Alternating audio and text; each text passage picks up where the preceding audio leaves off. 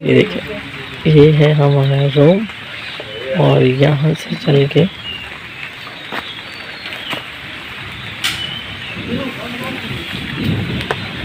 ये है वॉशरूम।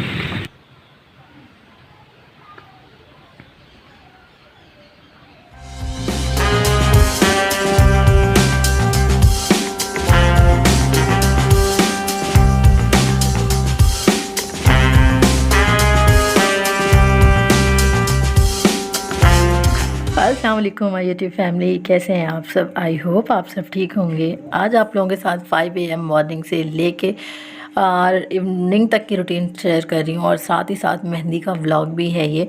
तो आई होप जैसे मैंने एंजॉय किया आप लोग भी इस व्लॉग को ज़रूर एंजॉय करेंगे। तो बस आपने वीडियो को एंड तक ज़रूर देखना है, बहुत ही इंटरेस्टिंग व्लॉग। बच्चे गए यहाँ वॉशरूम और सुबह से जो है ना वो बारिश हो रही है। कल रात से 5 बजे से मुझे पता है कि बारिश हो रही है। सुबह मैं 5 बजे जा गई थी और फिर सुबह नमाज वगैरह पढ़ के ना तो मैं नमाज पढ़ के तो फिर मैं सो गई थी। और यहाँ से वॉशरूम इतना दूर है। ये देखिए, ये है हमारा रूम और यहाँ से चल के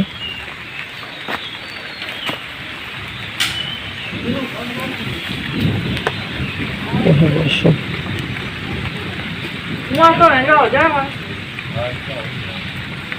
ठंडा है क्या पानी?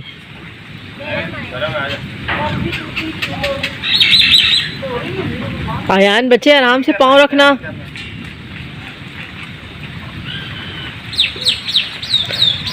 आयान ये किस तरह मुंह धोया जा रहा है? ब्रश भी कर लो। ब्रश अंदर है, ब्रश भी दें इनको।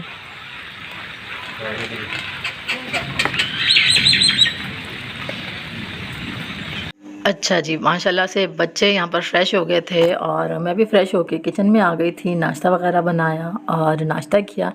अच्छा, नाश्ता वगैरह मैं अपना यहाँ पर ख़ुद ही बनाती हूँ क्योंकि बाकी सब लोग तो सुबह 6 बजे या 7 बजे नाश्ता कर लेते हैं, लेकिन हमें इतना जल्दी जो है ना आदत नहीं है। तो इस वजह से हम लोग थोड़ा सा लेट ही नाश्ता करते हैं, 8 बजे कभी 9 बजे इस तरह से ना। तो फिर अपना नाश्ता जो है ना वो मैं ताज़ा उसी टाइम ही बनाती हूँ, चाय वगैरह और पराठे वगैरह। तो बस यहाँ चाय वाय बन गई थी, हम लोगों ने नाश्ता कर लिया था। ठंडे ठंडे मौसम में गर्मा गर्म चाय बहुत अच्छी लग रही थी। आज से इतनी शदीद बारिश और ठंड है और लाइट का नाम और निशान नहीं। और बच्चे ये बैठे हैं, बड़ी मुश्किल से इनको काबू किया हुआ है। एक को वहाँ देख दिया।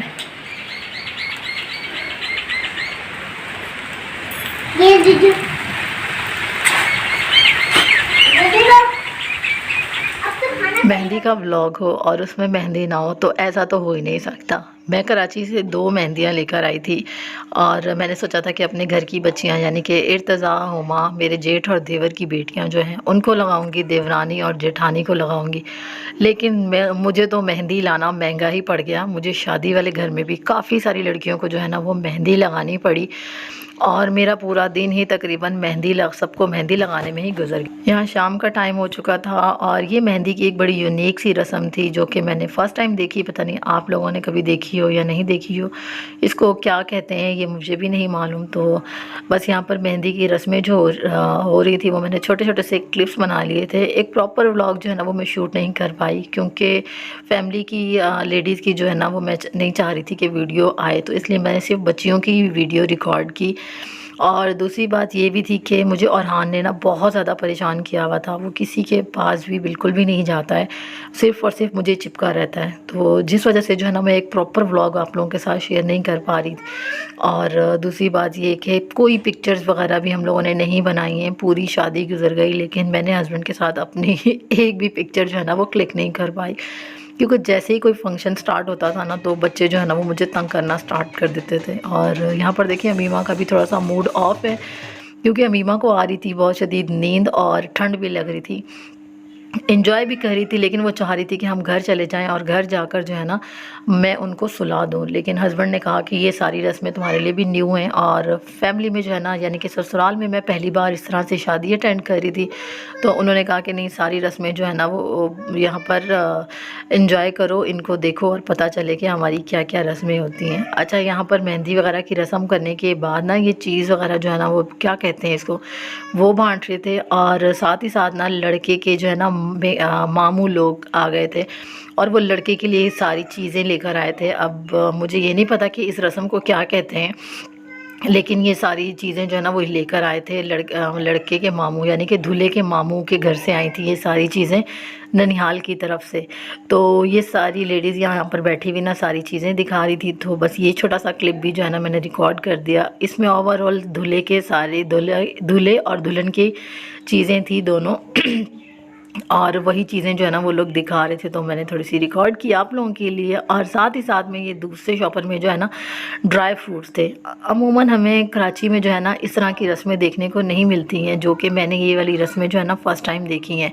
ये सारे ड्राई फ्रूट्स भी जो उन्हीं की तरफ से आए थे, और वहाँ पर जो हम जिसको बिद कहते हैं, ये बस वही एक किस्म की बिद थी जो कि इन लोगों ने बाद में तकसीम की थी।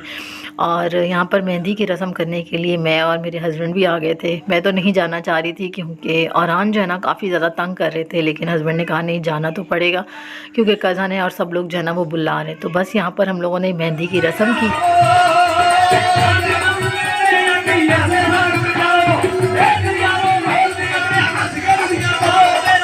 और मेहंदी की रस्म वगैरह करने के बाद ना मैं अपने बच्चों को लेकर जो है ना वो घर आ गई थी, और बच्चों को जो है ना मैंने सुला दिया था।